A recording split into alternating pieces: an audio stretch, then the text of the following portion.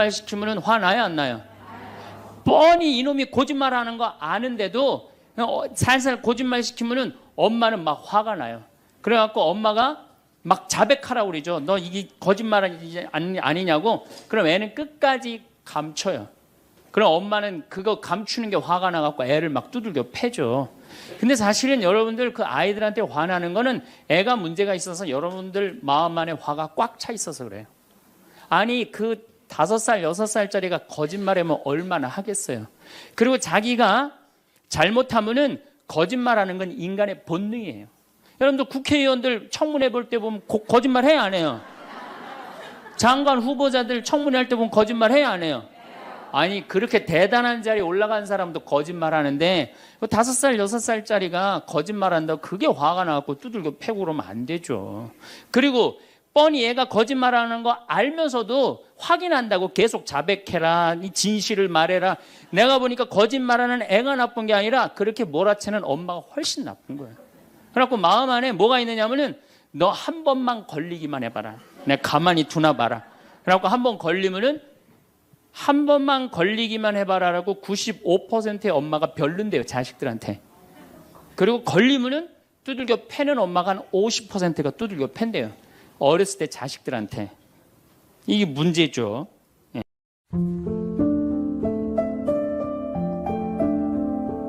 만약에 우리가 인생 살아가면서 이 화만 안 내도 우리 인생이 굉장히 평탄할 것 같아요. 근데 가끔 잘 참다가도 그냥 갑자기 한번 화가 나면은 막 모든 게 막 뒤죽박죽 되시지 않으세요? 저는 이 한국 사회를 보면은 화로 꽉 찬 것 같아. 며칠 전에 그 지하철 2호선에서 할머니 한 분이 손자 같은 그 딸을, 손녀 같은 아이를 머리채를 막 힘도 얼마나 좋으신지 그냥 막 하는 모습을 보면서 아, 정말 우리나라에 화가 꽉 차 있구나. 우리 인생을 살아가면서 분노를 억제하지 못하고 돌이킬 수 없는 잘못을 저지를 때가 참 많아요. 홧김에 어떨 때는 부모도 죽여요. 홧김에 남편도 죽이고 홧김에 아내도 죽이고. 그래서 이 화를 잘 다스린다는 게 굉장히 중요한 것 같아요. 그럼 여러분 언제 화가 나요? 화가 나는 건 언제 화가 나냐면 무시당할 때. 남편이 시댁 식구들 앞에서 아니면 성당 모임에서 아, 우리 마누라는 할 줄 아는 게 아무것도 없다. 얼굴이 잘생겼나, 음식을 잘하나, 성격이 좋으나 마음에 드는 게 하나 없다고 정말로 남편이 구박하면은 정말로 속에서 부글부글 끓죠. 예, 내가 누구한테, 남편뿐만 아니라 다른 사람한테 내가 무시당할 때 우리는 화가 나요. 여기서 분노가 끌어올리죠. 또 남편들은 또 언제 화가 나요? 이 세상에서 아내한테 구박받을처럼 화날 때가 없는 거예요. 당신 월급이 얼마냐? 우리 뭐 먹고 사냐? 누구 남편은 마누라 밍크코트 해줬대더라. 막 이러면은 남편도 막 홧김에 눈이 확 돌아가는 거죠. 여러분들도 남편, 아내 말고 또 누구한테 화날 때, 누구한테 무시당할 때 화가 나느냐면은 자식한테 무시당할 때 화나는 거예요. 더욱이 기가 막힌 거는 5살, 6살짜리한테 무시당하면요 막 끌어올라요. 여러분들 5살, 6살짜리가 막 엄마 말 안 듣고 살살 거짓말 시키면 화나요, 안 나요? 뻔히 이놈이 거짓말하는 거 아는데도 살살 거짓말 시키면 엄마는 막 화가 나요. 그래갖고 엄마가 막 자백하라고 그러죠. 너 이게 거짓말 아니냐고. 그럼 애는 끝까지 감춰요. 그럼 엄마는 그거 감추는 게 화가 나갖고 애를 막 두들겨 패죠. 근데 사실은 여러분들 그 아이들한테 화나는 거는 애가 문제가 있어서 여러분들 마음 안에 화가 꽉 차 있어서 그래요. 아니 그 5살, 6살짜리가 거짓말하면 얼마나 하겠어요. 그리고 자기가 잘못하면은 거짓말하는 건 인간의 본능이에요. 여러분들 국회의원들 청문회 볼 때 보면 거짓말 해야 안 해요? 장관 후보자들 청문회 할 때 보면 거짓말 해야 안 해요? 아니 그렇게 대단한 자리에 올라간 사람도 거짓말 하는데 5살, 6살짜리가 거짓말한다고 그게 화가 나갖고 두들겨 패고 그러면 안 되죠. 그리고 뻔히 얘가 거짓말하는 거 알면서도 확인한다고 계속 자백해라, 이 진실을 말해라. 내가 보니까 거짓말하는 애가 나쁜 게 아니라 그렇게 몰아치는 엄마가 훨씬 나쁜 거예요. 그래갖고 마음 안에 뭐가 있느냐면은 너 한 번만 걸리기만 해봐라. 내가 가만히 두나 봐라. 그래갖고 한 번 걸리면은 한 번만 걸리기만 해봐라라고 95%의 엄마가 별론데요, 자식들한테. 그리고 걸리면은 두들겨 패는 엄마가 한 50%가 두들겨 팬대요. 어렸을 때 자식들한테. 이게 문제죠. 예. 또 누구 때문에 화가 나요, 여러분들? 죽지도 않는 시어머니 때문에 열받잖아요. 그냥 막 90, 100살이 됐는데도 그냥 안 죽고 그냥 건강하고 배고프다고 그러고 밥 내놓으라고 그러고. 또 우리 또 할머니들은 누구 때문에 화나요? 내 마음 몰라주는 며느리 때문에. 그러니까 사실은 화는 어디서 가장 많이 나느냐면 가정 안에서 가장 많이 나는 것 같아요. 다른 데보다는 가정 안에서 자식 때문에, 남편 때문에, 부모 때문에, 아니면 며느리 때문에 화가 나는 거죠. 화는 날 때 보면 작은 일로 시작해서 크게 터집니다. 되게 아무것도 아닌 일로 화를 내기 시작해서 나중에 크게 터져. 그 화나는 걸 보면은 다이너마이트 이렇게 타들어가는 거 보시죠? 도화선 싹 타들어가다가 마지막에 터질 때는 어때요? 산도 무너뜨리고 막 굴도 막 만들어내고 그러잖아요. 그러니까 우리가 화가 날 때는 그 다이너마이트 도화선에서 살살살살 탈 때 그때 꺼야 돼. 그게 끝에 가갖고 이게 터질 때까지 나를 복구 기다리고 있으면 나중에 큰일 납니다. 여러분들 처음에 집에서 불이 났을 때, 조그만 불이 났을 때 빨리 끄면은 그 다음에는 번지지도 않죠. 근데 그 끄지 않고 그냥 막 계속 놔두면은 나중에 불이 커지면 그땐 끄고 싶어도 꺼요, 못 꺼요? 못 끄는 거예요. 그러니까 화라는 거는 잘 빨리 다스리는 훈련이 필요한 거예요. 내가 김치찌개 저녁에 요즘 배춧값이 너무 뛰었다고 그래서 딴 데 이 배춧값 신경 쓰느냐고 김치찌개를 좀 짜게 끓였어. 남편이 딱 한 숟갈 먹어보니 이놈의 마누라 맨날 끓이는 김치찌개 하나 제대로 못 끓이느냐고. 그럼 부인이 여보 미안해, 요즘 배추 한 포기에 15,000원이래. 그래서 내가 그 어떻게 올 겨울에 김장을 할까 그걸 고민하다가 간 보는 걸 깜빡했어. 그러니까 오늘은 다른 반찬하고 먹으면 다른 날은 내가 맛있게 해줄게. 이렇게 말하는 마누라는 한 명도 없어요. 당신이나 외식 시켜줘 봤어? 아니 김치찌개가 짠 날도 있고 맛있는 날도 있죠. 어떻게 맨날 당신 입에 딱딱 맞춰서 끓여주느냐고. 그럼 남편이 외식도 못 시켜주고 그래서 좀 미안해갖고 다른 반찬하고 먹으면 다행인데 남편 절대 안 지죠. 너는 맨날 집에서 텔레비전만 보고 해는 일이 뭐 있느냐고. 집안 청소를 제대로 하느냐, 반찬을 맛있게 하느냐.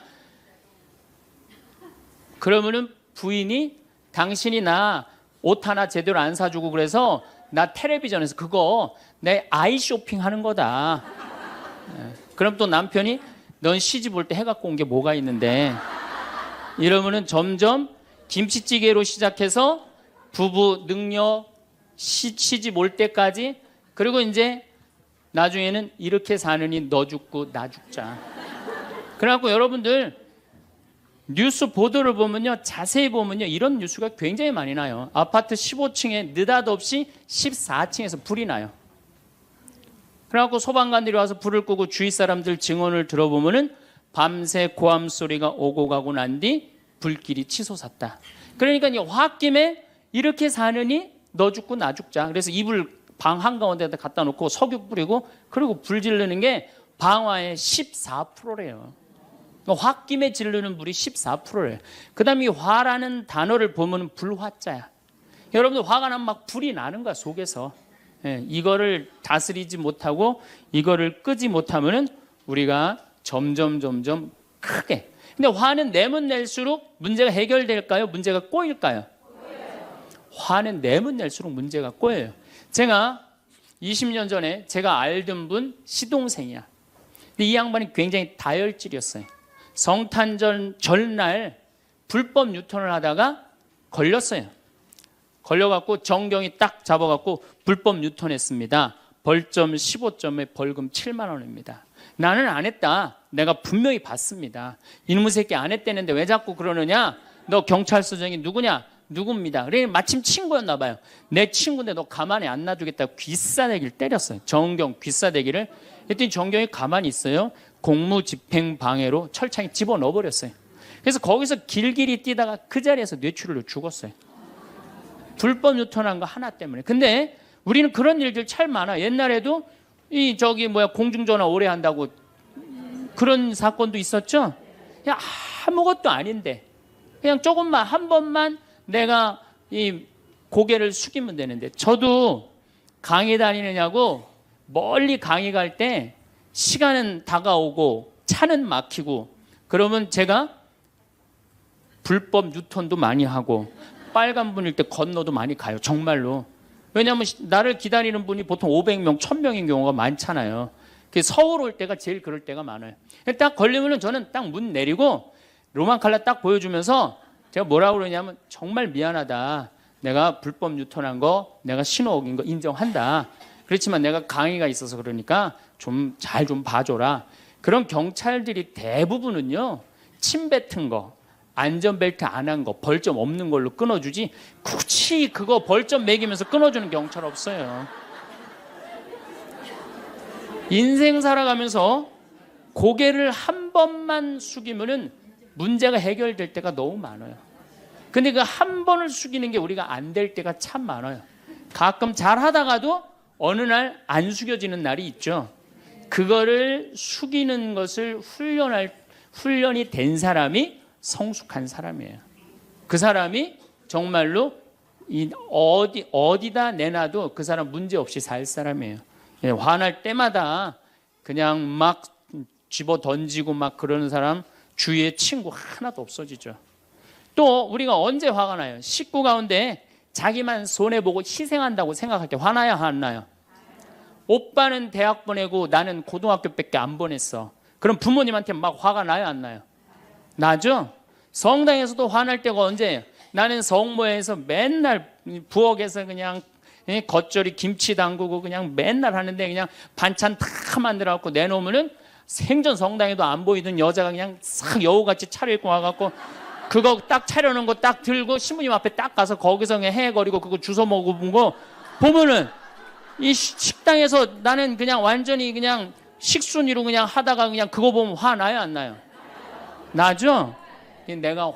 내가 손해 본다고 생각할 때 화가 나는 거예요. 성당 공동체에서 제일 미치는 건 뭐냐 하면은, 누군가 자기를 비난하고 다니고 있어. 근데 그 사람이 누군지를 모르겠어. 나를 두고 분명 욕을 하는데, 그럴 때 화가 나요, 안 나요?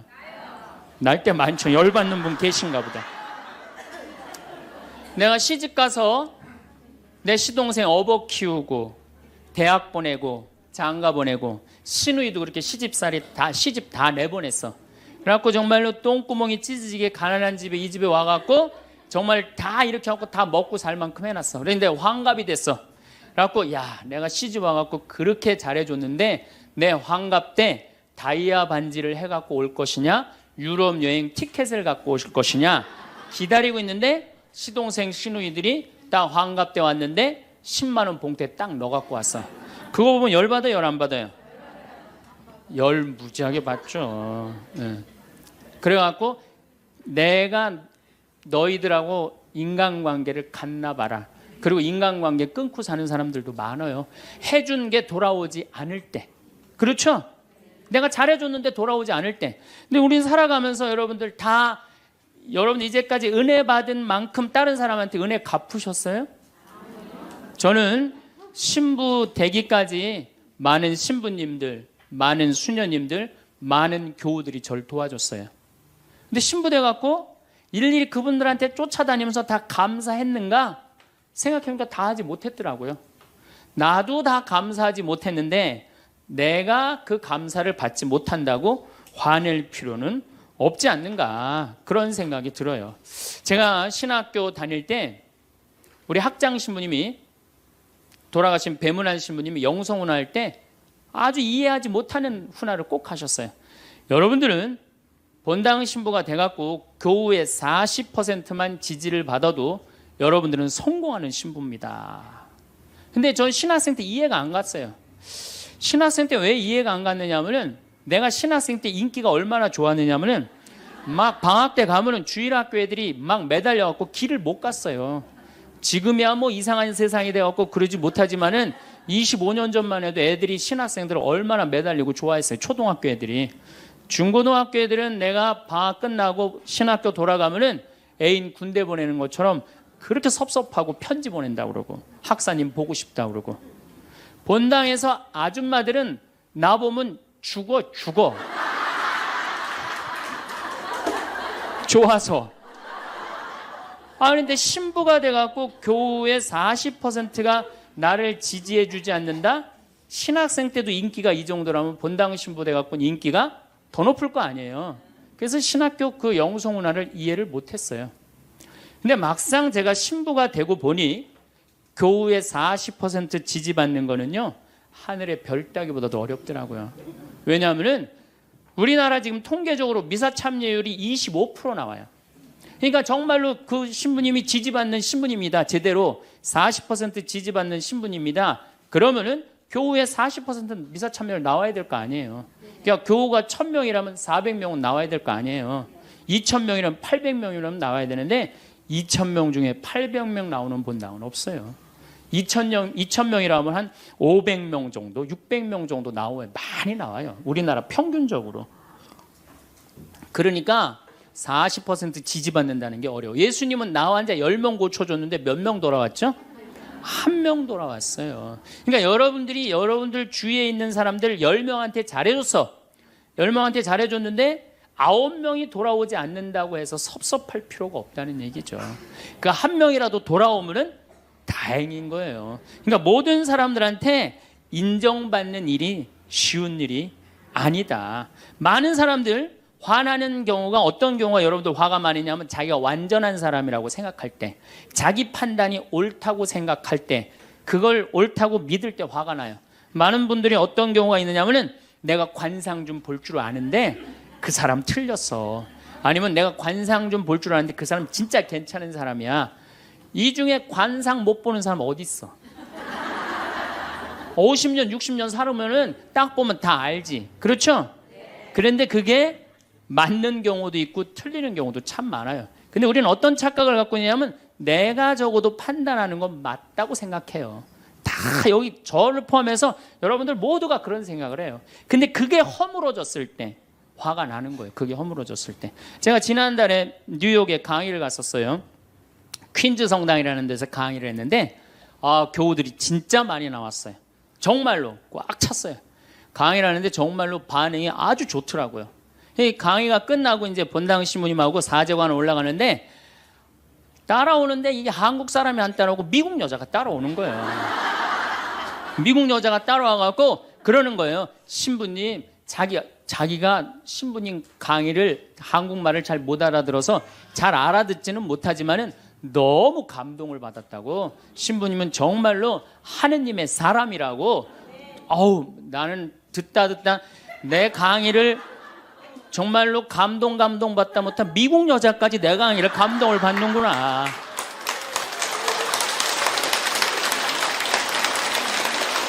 그래갖고 기분이 너무 좋아갖고 이제 그 여자하고 얘기를 하고 있는데 본당 신부님이 자꾸 나를 끄는 거예요. 사정안에 빨리 가자고. 나 지금 미국 여자하고 얘기하는데 지금 본당 신부님이 내 팔을 자꾸 끄는 거예요. 그래갖고 아니 신부님 나 좀 빨리 가자고. 그 본당 신부님이 가자고 그랬는데 어떻게 가자고 그랬더니 본당 신부님이 조금 지나가더니 신부님이 그러는 거예요. 신부님 저 여자 이거라고 이거.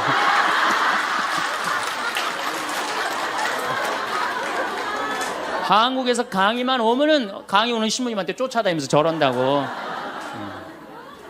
난 내가 강의 잘해갖고 그런 줄 알았더니 쫓아와갖고 그냥.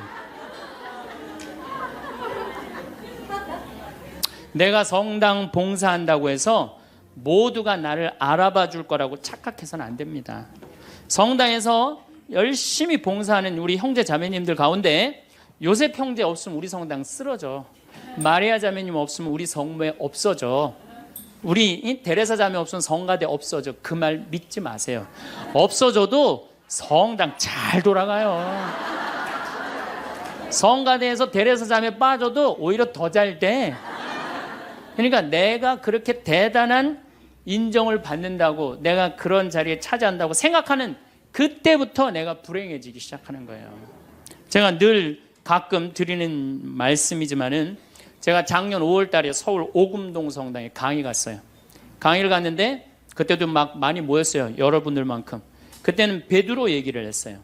베드로가 여러분들 굉장한 분이에요. 만약에 예수님한테 베드로가 없었다면 예수님이 없을 정도로 베드로는 예수님한테 절대적인 존재였어요. 막 그런 얘기를 막 하고 막 그러는데 교우들이 반응이 대단히 좋았어요. 그래갖고 이제 강의 1강의가 끝나고 쉬는 시간이 됐는데 22년생 할머니야. 머리가 하얀 할머니가 자기가 돌아가신 추기경 형님하고 동갑이라는 거예요. 근데 추기경 형님이 항상 자기하고 친한데 동창이라고 그랬다는 거예요. 추기경 형님, 김수환 추기경 형님이. 근데 자기는 그때 할머니가 88살 정도 됐던 걸로 기억이 나요. 88년 동안 살면서 이렇게 훌륭한 신부님 강의 처음 들었다는 거예요. 이야, 내가 정말로 인기가 많은가 보다. 그래갖고 할머니가 신부님 손을 한 번만 잡으면 죽어도 여한이 없다는 거예요. 이제 이 나이에. 그래서 아유, 할머니 감사합니다. 그리고 할머니 손을 잡았는데 이 할머니 하시는 말씀이 난 오늘 우리 차동엽 신부님 손을 잡아서 죽어도 여한이 없다는 거예요. 차동엽 신부님 손을 잡아서. 그래서 제가 그랬죠. 할머니, 저는 차동엽 신부가 아닙니다. 저는 황창현 신부입니다. 그렇게 분명히 말씀을 드렸는데 이 할머니는 황창현이라는 사람을 알지도 못하는 거예요. 그래갖고 또 뭐 상담하고 싶다는 분들이 있어서 상담을 쭉 하고 있는데 저쪽에 있는 할머니가 안 가고 기다리고 계시더라고요. 사람들이 다 떠나는데 할머니가 또 오셨어요. 이 유명한 신부님 손 한번, 우리 차동엽 신부님 손 한번 더 잡아보자고.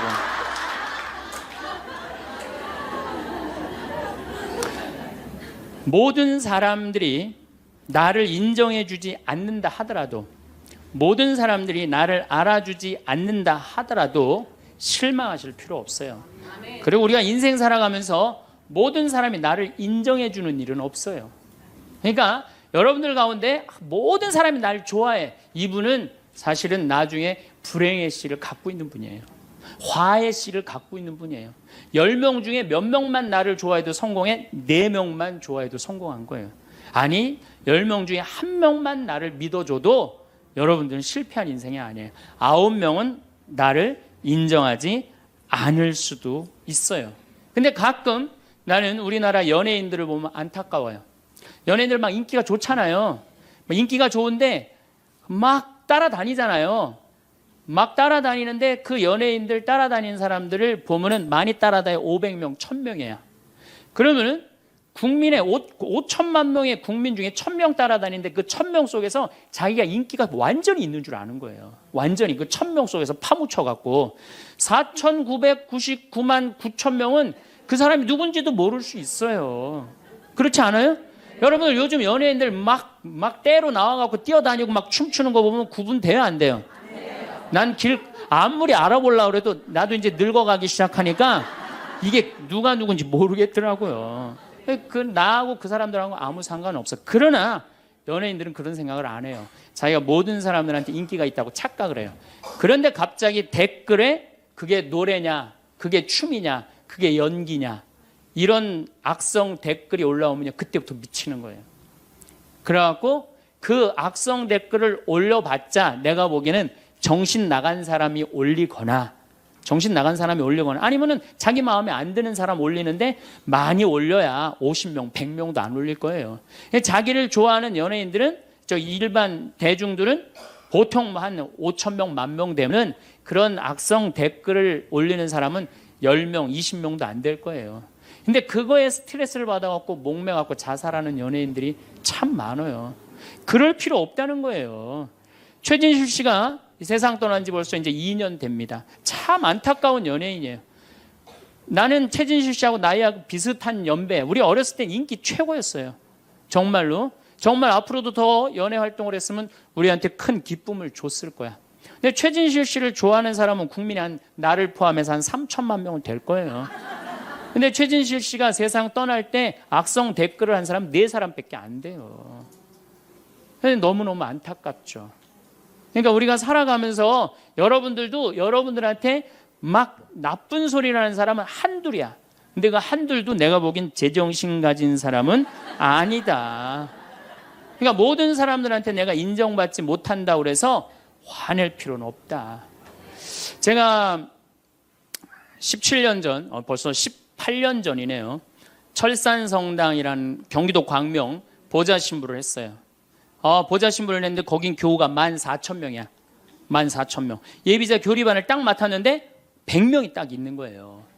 새로 신부는 됐지. 그냥 교리 교환을 신학교 때 얼마나 공부를 열심히 하고 준비를 열심히 했어요. 100명이 있으니까 기분이 너무 좋더라고요. 그래서 그냥 교리를 그냥 얼마나 열심히 했는지 몰라요. 근데 한 달이 지났는데 늘어나도 전찬을 판국에 아니 이게 줄어들기 시작하는 거예요. 90명으로 줄어드는 거예요. 2달이 지났는데 80명으로 줄어드는 거예요. 3달이 지났는데 진짜 딱 반토막이 나더라고. 50명으로.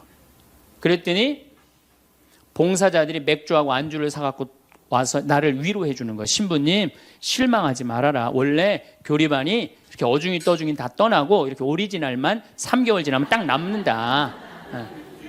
그리고 실망하지 말으셔야 되는 이유가 수녀님 반은 더 떨어졌다. 그러니까 실망하지 말아라. 그때 제가 뭐라고 그랬냐면 여러분들은 요한복음 6장도 읽어보지 않았느냐. 요한복음 6장에 무슨 얘기가 나오는 예수님이 5,000명 먹인 기적 얘기가 나와요. 근데 요한복음 4장에 보면 예수님이 죽어가는 고간의 아들을 살려요. 그냥 예수님 활동하자마자 첫 기적은 요한복음에서 첫 기적은 가나에 술 많게 하는 기적이고 두 번째 기적이 뭐냐면은 죽어가는 고간의 아들을 살리는 거예요. 그건 죽어가는 고간의 아들을 여러분들 본당 신부가 새로 발령받아 와서 내 아들이 암으로 막 죽어가. 근데 신부님이 가정방문 와갖고 내가 안수기도 한번 해볼게. 그래갖고 안수기도를 해줬는데 암으로 막 죽어가려고 그러는 아들이 살아났어. 그럼 그 신부님 인기가 본당에서 어떨 것 같아요? 성당 안 나오던 교우들도 그 신부님 구경하러 다 나올 거 미사 참례. 예수님 엄청나게 따라다녔어요. 그런데 요한복음 5장에 보면 예수님이 38년 동안 벳자다 연못에서 누워있던 사람을 지나가다가 측은한 마음이 들어서 일으켜 세워요. 근데 신부님 우리 시어머니는 중풍으로 38년 동안 누워있었다고. 그럼 내가 또 한번 안수기도 해볼게. 가서 안수기도 했는데 시어머니가 38년 만에 일어났어. 그럼 본당 신부님 인기는 하늘을 찌르는 게 아니라 하늘을 뚫고 올라갈 거예요. 그 정도로 예수님 인기가 그렇게 좋았어요. 그래갖고 이 사람들이 예루살렘에서 예수님이 그런 기적을 하셨는데 예수님을 갈릴레아 호수까지 몇 명이 따라가느냐 하면 5,000명이 따라갑니다. 자기네들 스스로 제자라고 그러면서 5,000명이 따라가요. 5,000명이 따라가는데 보니까 3일 동안 이 사람이 밥을 못 먹어. 그러니까 예수님이 빵 5개, 물고기 2마리로 5,000명을 먹여요. 그러니까 당시 유대인들이 뭐라고 그러냐면 우리가 드디어 기다리던 왕이 왔다. 왕으로 억지로라도 모시자. 그래요. 그러니까 예수님이 딱 사라졌다가 저녁에 딱 나타나는데 갈릴레아 호수에 나타나는데 성서에 25에서 30 스타디온 정도 배가 떨어져 있었다고 그랬어요. 그럼 완 스타디온은 얼마냐? 한 200m 정도를 완 스타디온, 한 스타디온이라고. 여러분들 스타디온이 어디서 온 말이에요? 스타디움 한 바퀴를 돌고 있습니다. 그러잖아요. 그 스타디움이 성서에서 나오는 스타디온에서 나온 얘기예요. 그러니까 한 스타디온은 한 200m 정도 되는 거예요. 그걸 30 스타디온을 걸었다면은 얼마를 걸은 거냐면은 6km를 걸은 거, 무리를 쫙. 미치는 거죠. 사람이 무리를 걸은 거를 보면 미치지 않아요. 만약 여러분들 내가 강의한다고 저 뒤에서 걸어서 안 들어오고 공중부양으로 떠서 쫙 들어온다고 생각을 해봐. 강의할 필요 있어요, 없어요? 잠깐 떴다가 그냥 쫙 나가면 그걸로 끝이지. 그러니까 당시의 유대인들은 예수님한테 완전히 반한 거예요. 근데 다음날 예수님이 이상한 말을 해요. 참으로 확 끼얹어요. 내가 진실로 진실로 너희에게 말한다. 너희가 사람의 아들의 살을 먹지 않고 그의 피를 마시지 않으면 너희는 생명을 얻지 못한다. 그러나 내 살을 먹고 내 피를 마시는 사람은 영원한 생명을 얻고 나도 마지막 날에 그를 다시 살릴 것이다. 내 살은 참된 양식이고 내 피는 참된 음료다. 군중들이 눈이 동그래요. 여러분들은 살 먹고 피 먹는 얘기 하도 많이 들어서 안 이상하죠? 그런데 다른 종교인들이 우리는 예수님 살 먹어, 예수님 피 마셔 그러면은 어떻게 생각할 것 같아요? 식인종 아니면 드라큘라 둘 중에 하나예요. 예수님 피 먹는 거면. 그러니까 당시의 유대인들이 뭐라고 그러냐면 이 말씀은 듣기가 너무 거북하다. 누가 듣고 있을 수 있겠는가? 그러니까 그러면서 떠나요. 그러니까 예수님이 당신의 말씀을 두고 투덜거리는 것을 속으로 아시고 그들에게 이르셨다. 이 말이 너희 귀에 거슬리느냐? 그리고 성서에 이렇게 우리에게 말합니다. 이 일이 일어난 뒤로 제자들 가운데 많은 사람이 되돌아가고 더 이상 예수님과 함께 다니지 않았다. 다 떠나간 거예요. 말을 알아듣기 너무 어렵다고.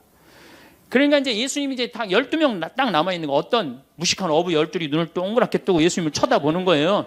그러니까 예수님이 이때 뭐라고 그러냐면은 너희도 떠나고 싶으냐. 그러니까 이 12마저 떠나면 예수님 완전히 낙동강 오리알 되는 거예요. 이때 대단한 인물이 하나 나옵니다. 누구냐? 베드로예요. 다 떠났음에도 불구하고 의리를 지킨 분이 베드로예요. 당신은 영원한 생명을 주시는 말씀을 가지고 있는데 우리가 어디를 갑니까? 그리고 예수님은 이 12하고만 다니세요. 그리고 요한복음 6장 다음에 7장에는 뭐라고 써 있느냐면은 이들이 예수님을 죽이려 함으로 예수님은 더 이상 공식적으로 돌아다니지 않고 몰래 숨어서 갈릴레아만 다니셨다고 그래요. 그러니까 이 12라고만 그냥 돌아다닌 거 죽이려고 그러니까 피해서. 그러니까 예수님 그렇게 죽어가는 고간 아들 살리고 38년 동안 배짜다 연못에 누워있던 사람 살리고 5,000명 먹이고 생 난리를 쳐갖고 막 5,000명이 따라다니다가 결국은 몇 명 건졌느냐? 12명 건진 거예요.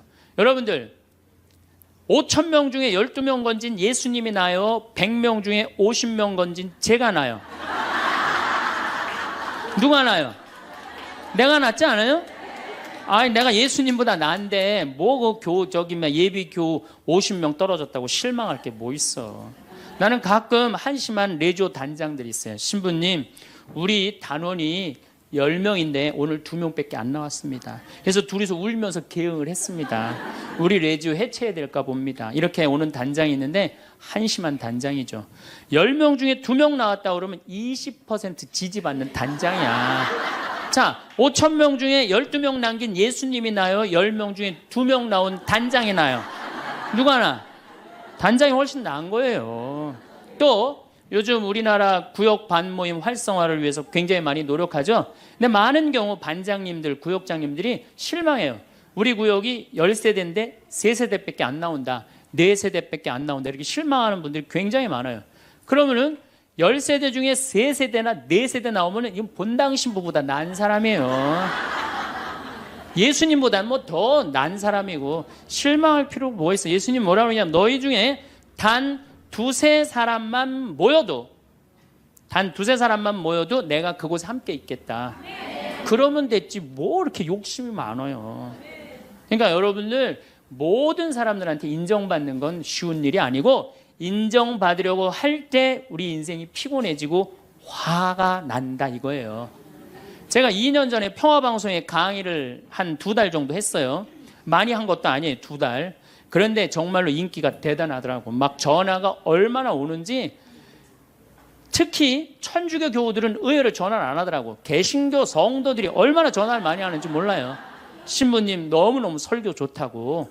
예. 천주교 교우들은 왜 전화하느냐 하면은 천주교 교우들은 원래 입이 무겁잖아요.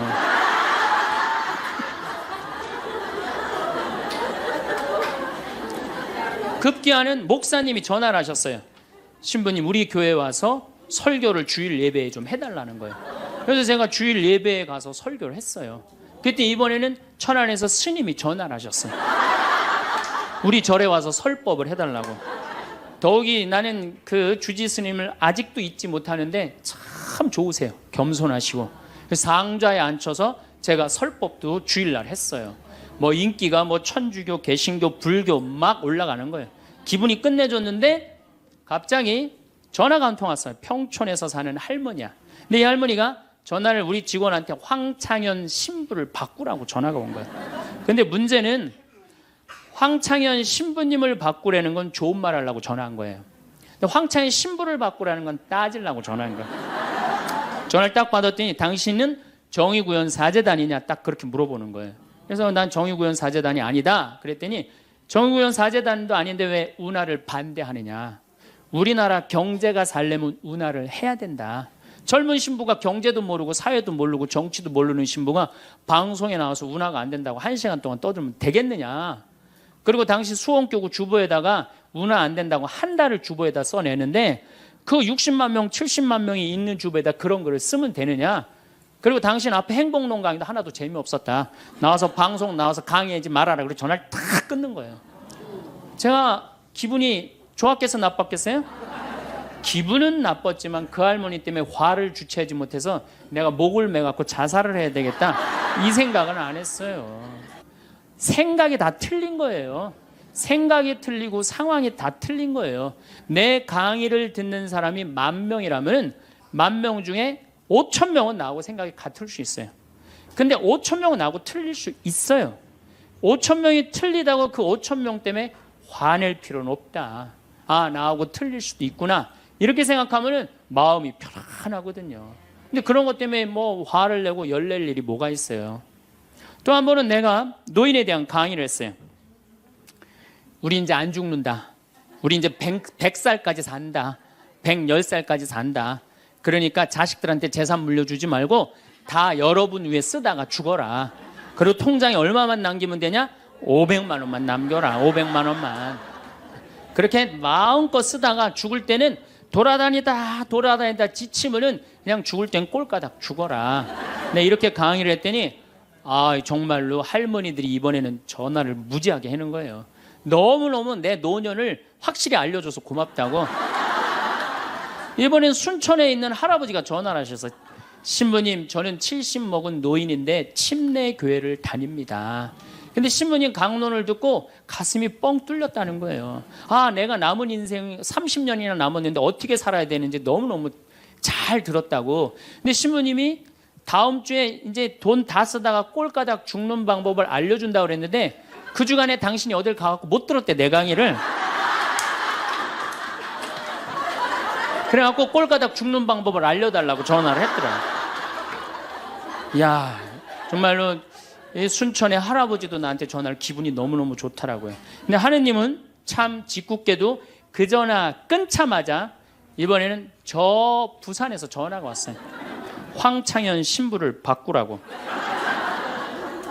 전화를 딱 받았더니 당신이 황창현 신부냐고. 내가 황창현 신부라.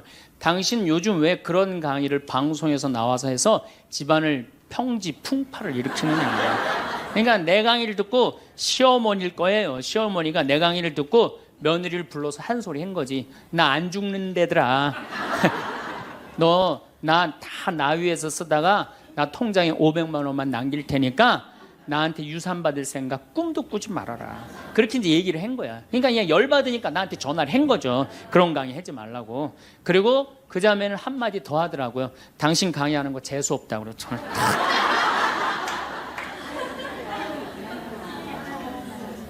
내가 그 전화를 받고 기분이 좋았겠어요? 나빴겠어요? 기분은 나빴지만 내가 화가 나고 내 감정을 주체할 정도는 아니었어요. 왜? 상황이 틀리니까. 얼마든지 내가 공격받을 수 있는 얘기를 한 거니까. 그런 다른 의견이 있을 수 있는 거예요. 그걸 일일이 다 대응하려고 그러면요, 나중에 내가 어떻게 될 것 같아요? 미쳐요. 미쳐요. 여러분들, 요즘 나는 가끔 텔레비전 보면서 총리들도, 대통령도 막 신발 막 던지고 막 결함 막 던지고 그러잖아요. 대통령한테도. 우리가 남이 나한테 평가하는 게 전부는 아닙니다. 자기 소신, 자기 확신, 자기 멋이 있으면은요, 누가 뭐라 그래도 별로 거기에 흔들리지 않아요. 근데 그냥 남들 말에 막 귀 기울이고 그냥 거기에 신경 쓰는 사람은 조금만 뭐가 있어도 화를 내고 자기를 주체하지 못하는 거예요. 루카복음 9장 51절을 보면 예수님이 사마리아를 통해 예루살렘으로 올라가려고 할 때 사마리아 사람들이 예루살렘에 간다는 이유로 예수님을 거부해요. 들어가지 못하게, 동네를. 그 동네로 지나가면 지름길로 갈 수 있는데, 그러니까 야고보하고 요한이 열받아갖고 뭐라 그러냐면 하늘에서 불을 내려다가 살러버릴까요? 얼마나 열받았으면은 하늘에서 불을 내려다가 살러버릴까요? 그래요. 근데 예수님은 이 둘을 꾸짖고 돌아가세요. 예수님도 돌아가는데 우리가 화가 난다고 그냥 열 지르는 사람마다 전부 다 정면 돌파할 필요는 뭐가 있어요? 그렇지 않겠어요? 우리도 예수님처럼 돌아갈 상황이 되면 돌아갈 줄 알아야 됩니다. 세상 사람들이 다 나를 몰라준다 해도 화낼 일도 아니에요. 공자님은 뭐라고 그러셨느냐? 진정한 성인은 자기를 몰라줘도 분노하지 않고 유유자적할 줄 아는 사람이 진정한 성인이라고 그랬어요. 내가 누군데 나를 몰라봐. 왕년에 내가 이 거리를 주름 잡던 사람인데 이 성당 지을 때 내가 어떻게 했는데 나에게 이럴 수가 있어. 내가 시집 와서 똥구녕이 찢어지게 가난한 이 집 이렇게 일으켜놨는데 나를 무시할 수 있어? 이렇게 자꾸 자기 도취에 사로잡히면은요, 나중에 다른 사람하고 부닥치게 되고 잘난 척하게 되는 그런 꼴이 된다. 그런 꼴이에요. 여러분들 반대로 모두를 사랑할 수 있어요?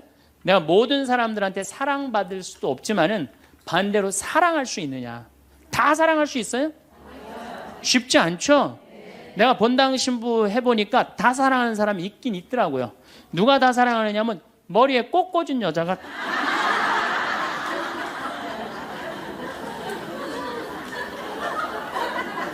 이게 모두를 사랑한다는 게 쉬운 게 아니에요. 근데 우리는 뭐에 지금 세뇌가 되어 있느냐면 성당에 나오면 어떻게 해야 된다고 생각해요? 모두를 사랑해야 된다고 생각하지 않아요?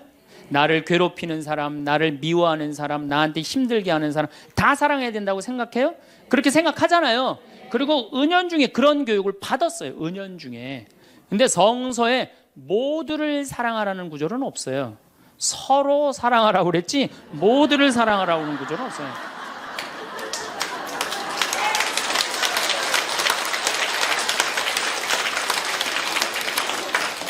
그러면은 이 모두를 사랑하는 게 얼마나 어려우느냐 요 얘기만 하고 다음 시간에 얘기하도록 하겠습니다. 사람은요 동그란 사람이 있고 네모난 사람이 있고 세모난 사람이 있고 별난 사람이 있어요. 그렇죠? 근데 꼭 사람 중에 삐죽한 사람이 있어. 삐죽한 사람. 말 한마디라도 꼭 아프게 하는 사람이 있어요. 그래갖고 내가 이제 마음 먹고 파마를 싹 했단 말이야. 마음 먹고. 그래갖고 이 동그란 사람이 파마를 딱 했는데 삐죽한 놈이 딱 와서 한마디 합니다. 파마를 왜 그렇게 했어? 얼굴이 떡판 같아 보이잖아. 그럼 이 동그란 사람 피가 뚝뚝 떨어져요? 안 떨어져요? 뚝뚝 떨어지는데 동그란 사람 특징은 뭐냐? 남한테 싫은 소리 하면 안 되는 줄 알고 있는 거예요. 그러니까 동그란 사람이 그렇게 내 가슴에 피가 떨어지면 한마디 해줘야 될 거 아니에요. 내가 떡판이든 뭐든 네가 무슨 상관이냐 이렇게 얘기를 해야 되는데 동그란 사람은 파마를 왜 그렇게 해서 얼굴이 떡판 같잖아. 그러면 동그란 사람이 뭐라고 그러냐면 그러게 해다 보니 그렇게 됐네. 그리고 어디 가서 울기 시작하냐면 성당에 가서 울기 시작하는 거예요. 예수님 저 삐죽한 여자가 나보러 떡판이래요. 근데 예수님 당신이 정말로 십자가에서 참고 인내하고 용서하고 사랑했으니까 나도 참고 용서하고 인내하고 사랑할게요. 그래갖고 그냥 겨우 어떻게 주체할 수 없는 걸 다스려갖고 고해성사를 봤어. 고해성사를 봐갖고 용서를 했어. 자기하고 예수님하고 신부님하고는 화해를 했는데 그 삐죽한 사람하고는 화해했어 안 했어요? 삐죽한 사람은 찔렀는지도 모르고 몰라요. 그 사람 피가 흐르는지도 몰라요. 그런데 더 동그란 사람 미치는 건 뭐냐면 그렇게 찔러놓고 딴 데 가고 막 헤헤거리고 또 수다 떨면은 동그란 사람이 속으로 무슨 생각이 들어요? 넌 웃음이 나오니? 난 지금 피가 뚝뚝 흐르는데. 가을이 돼갖고 그냥 마음 먹고 성당을 나왔는데 삐죽한 놈이 동그란 사람한테 한마디 또 합니다. 아니 요즘 남편이 돈 못 벌어? 옷을 왜 이렇게 후줄그리하게 입고 다녀? 그러면 또 피가 뚝뚝 떨어지는 거야. 이 동그란 사람 여러분들 삐죽한 사람 만나야 돼? 만나지 말아야 돼? 만나면 안 돼요. 이 삐죽한 놈 누구 소개시켜줘야 되냐면 별난 놈 소개시켜줘. 별난 놈. 찔러도 안 나오는 별난 놈. 이런 놈 소개시켜줘야지 어떻게 모두를 사랑할 수 있어요. 그거는 불가능한 얘기예요. 모두를 사랑한다는 거. 그러니까 여러분들 오늘 이후로 나는 모든 사람을 사랑할 것이다. 그러면 나중에 누가 망가지냐면 내가 망가져요. 네. 모두를 사랑하면서 자기가 완전히 망가지는 거예요. 모두를 사랑하면서 기쁨은 다행인데 모두를 사랑하면서 그걸 끌어안느냐고 속에서 부글부글 끓어. 그냥 화가 꽉 차 있는 거죠. 항상 어떤 처지에든 감사하여에 대해서 말씀을 드리겠습니다. 여러분들 참 우리나라 행복한 나라예요. 우리나라처럼 살기 좋은 나라가 없어요. 우리가 6.25 전쟁 끝났을 때 우리나라가 어느 정도로 살았느냐면 세계 가난하기로 세계 6위였어요. IT 아시죠? 지난해 지진이 일어났던 IT하고 똑같았어요. 근데 지금 50년이 지난 지금 IT는 어떻게 삽니까? 정말로 거적대기 속에서 살아요. 그런데 50년이 지난 우리나라는 지금 어떻습니까? 세계 경제 규모 13위, 소비지수 7위, 이탈리아보다도 더 잘 써요. 그리고 올해 1조 달러 경제 규모 1조 달러. 우리 어렸을 때는요 100억 달러 수출 맨날 그러고 자랐어요. 그거 배우고 자랐어요.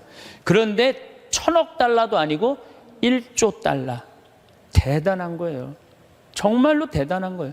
전 세계에 이런 나라가 한 나라도 없는 거예요. 원조 받는 나라에서 원조 해주는 나라.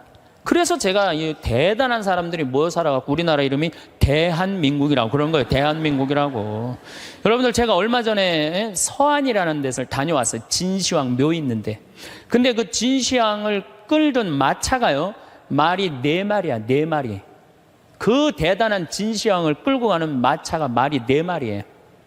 여기 정조 임금이 아버지 육릉에 갈 때 여기서 말 몇 마리 끌고 왔는지 알아요? 전체 행렬이 120마리도 채 안 됐어요.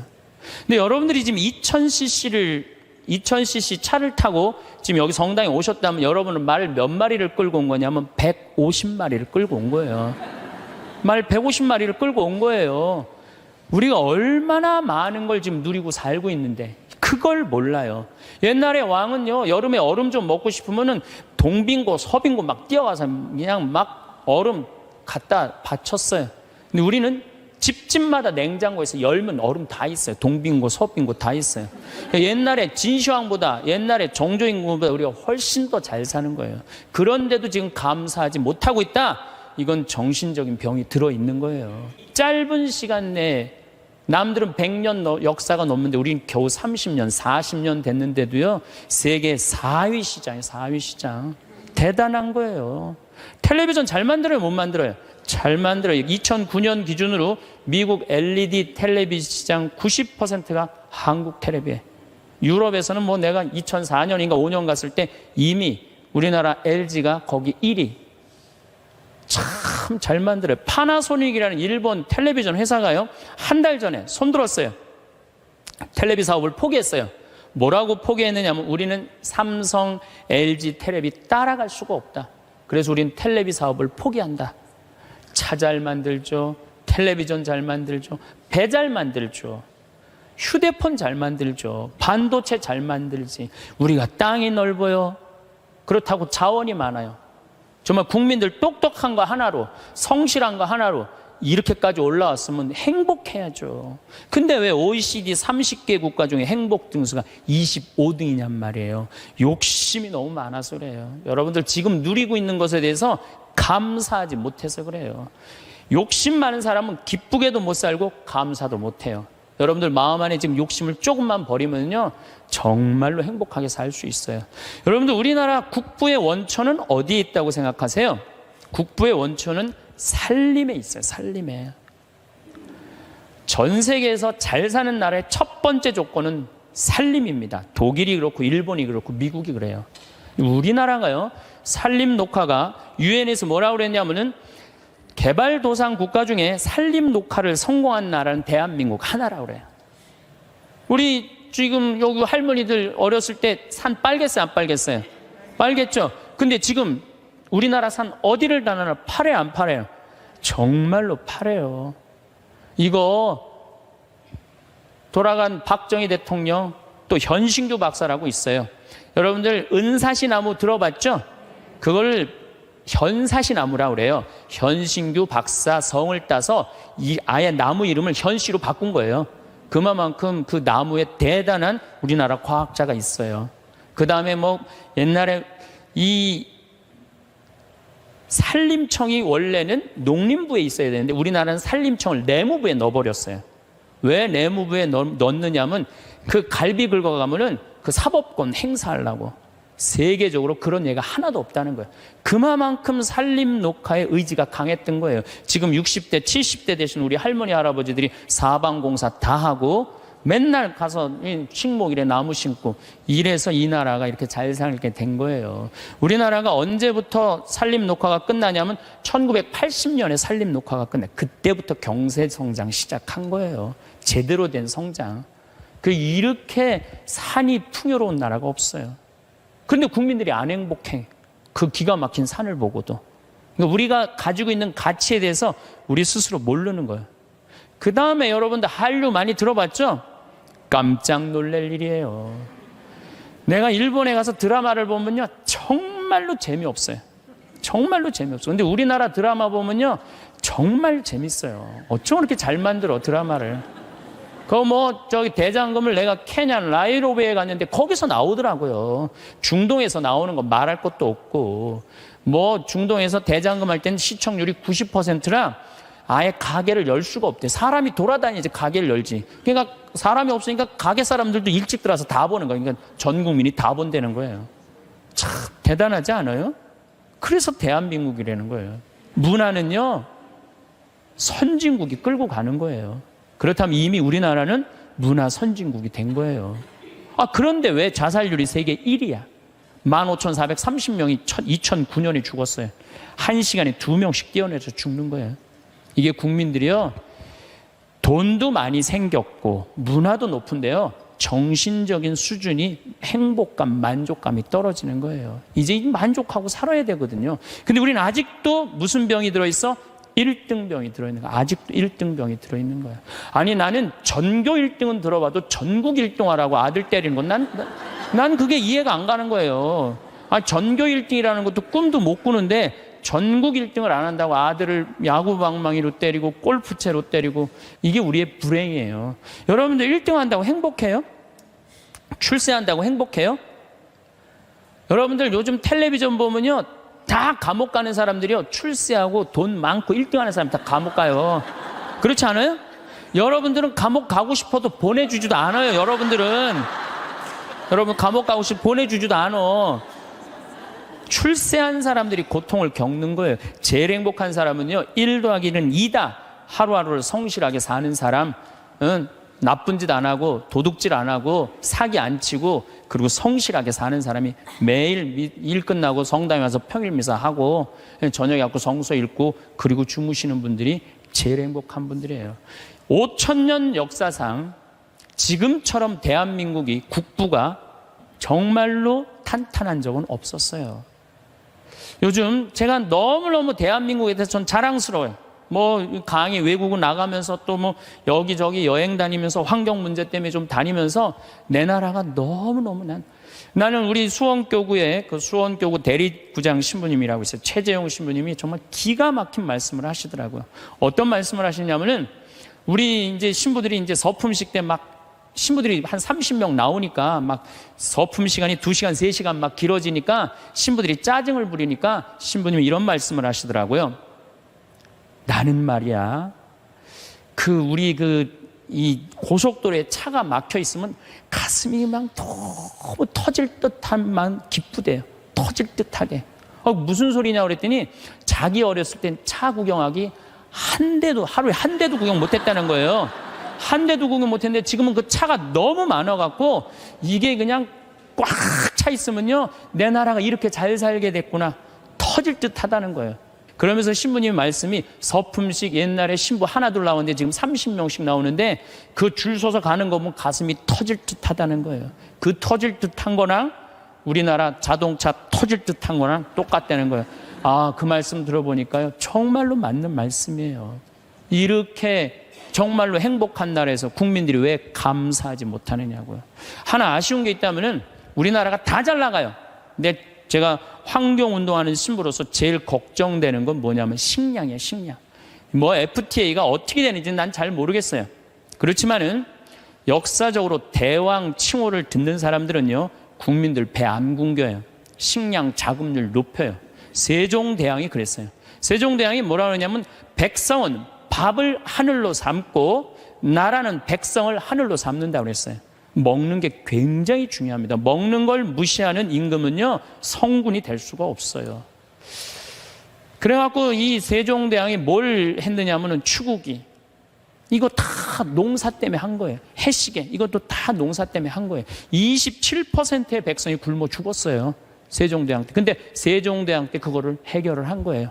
정조 임금은 수원 소호에다가 인공 호수를 만들었어요. 그래갖고 제발 우리 백성들을 안 굶긴다고, 어떻게? 안 굶긴다고 뭐를 했느냐면은 거기 연구소를 했어요.